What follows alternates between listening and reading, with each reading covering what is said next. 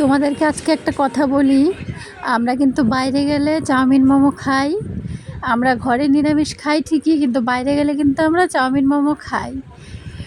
তো দেখো, আজকেও চলে গেছিলাম আলিপুরদুয়ারে একটু ঘুরতে, কিছু কেনাকাটা ছিল। সেখানে গিয়ে কিন্তু আমরা চাউমিন মোমো খেয়েছি। আরে না না, মজা করলাম। আসলে আমাদেরই গুরু বোনের দোকান আলিপুরদুয়ার চৌপতিতে।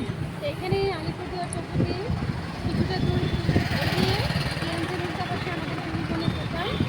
এখানে এসে কিন্তু আমরা মোমো চাউমিন খেয়েই খুব ভালো করে দিদি। তোমরা আসতে পারো, যারা যারা আমাদের ভাই বোনরা আছো এখানে অবশ্যই এসে। ট্রেনের উল্টা পাশে এই দিদির দোকান।